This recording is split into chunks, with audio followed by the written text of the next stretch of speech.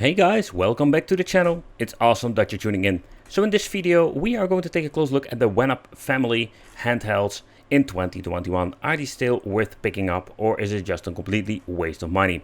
That is what we're going to find out. So stay tuned, consider subscribing, hit the bell, become one of the Wicked family. But first, let's do the famous intro that I was doing with videos like these, because it's time for war! It's a time for a package from China. Okay guys, so in this video I wanted to take a close look at the One-Up Mini Game Boy Pi Edition. So basically this thing is the size and the Raspberry Pi number 3. And surprisingly I found it on AliExpress still in 2021, realizing they're still selling it like as it is. But what I were going to get, that is what we're going to talk about today. Because with these One-Up I have a hate and love relationship.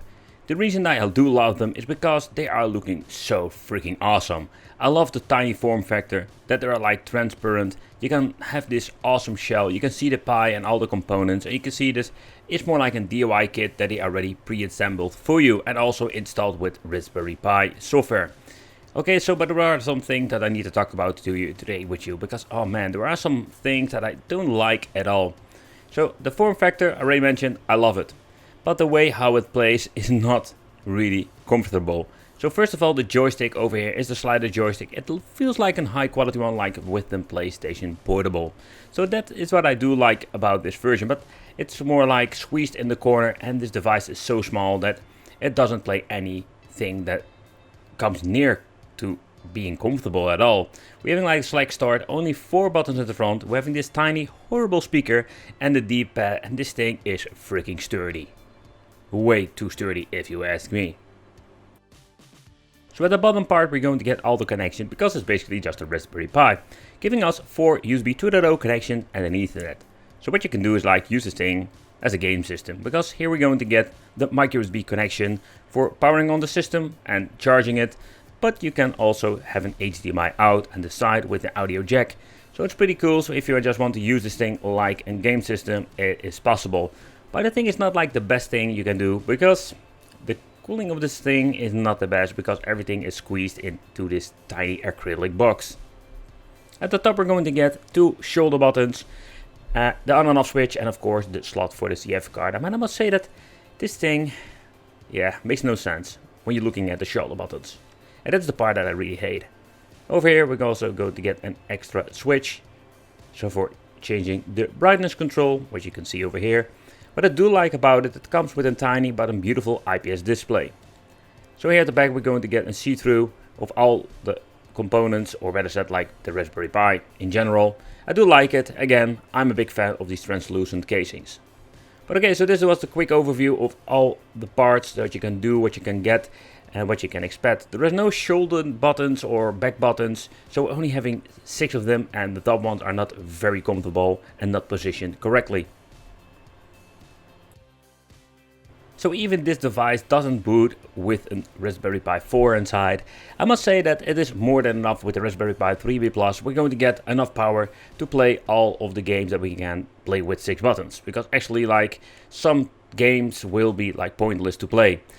Main games will run just fine, but you already notice like scrolling in the menu that the screen itself suffers from some screen tearing.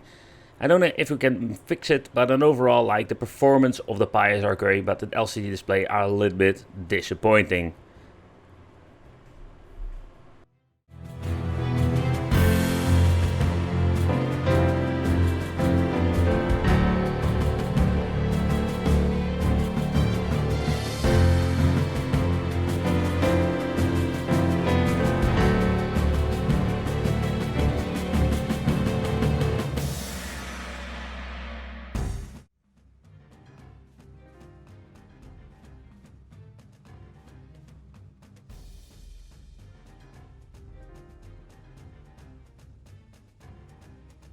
Just want to play some basic games, Sega Game Gear, Sega Master System, Game Boy Classic, NES, you name it, and also the Mega Drive, it will run just fine on this tiny handheld. The D-pad itself feels quite nice, even that it is super sturdy. I must say that this is not a bad way to play.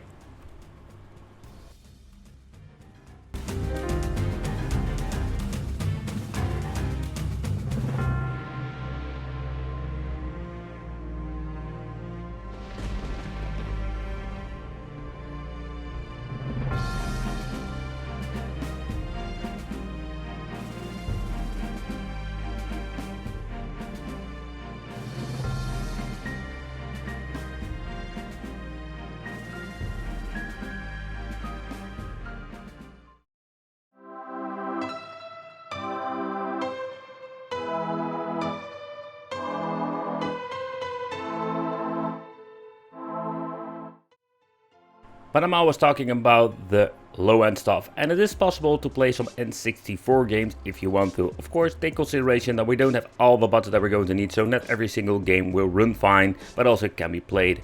You can see like the shoulder buttons are configured and work very well. But let's be honest, if you need to play it like this, it's just going to cramp up your hands, and this is not the ideal way to play. Another system that runs fairly well is of course Neo Geo. MAME and Neo Geo are more like one of the systems that run fine. Okay, but you can see like the display itself is just the biggest issue over here. I don't find it having a very smooth and very pleasant experience. And I think like the display itself basically ruins the full device and the overall gameplay on this. The D-pad itself is very responsive, so I'm very pleased with that.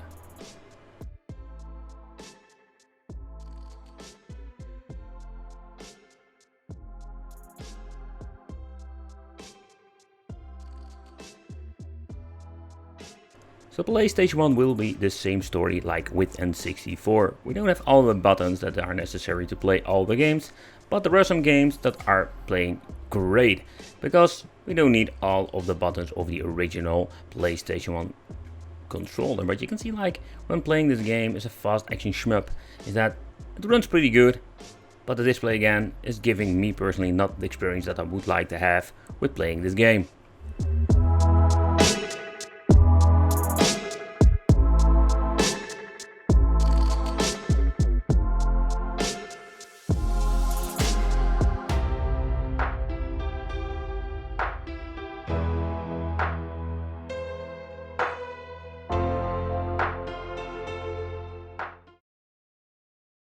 So that is why I have a hate and love relationship with products like these.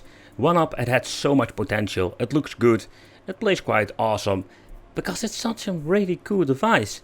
But I hate it because it has so many issues. What I also like about it is that when you plug it in your television, you can use it like a freaking game system, so it's actually like a 2-in-1. But sadly, they messed it up in my opinion with some things, like the handheld itself. So yeah, let me know in the comments, what do you think of this? Would you consider buying a One-Up? What do you think of the concept itself? Should they improve it with a Raspberry Pi 4?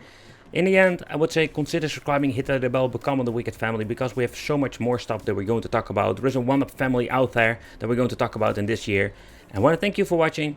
Consider subscribing, hit that little bell, become one of the Wicked family, and I will see you in the next one.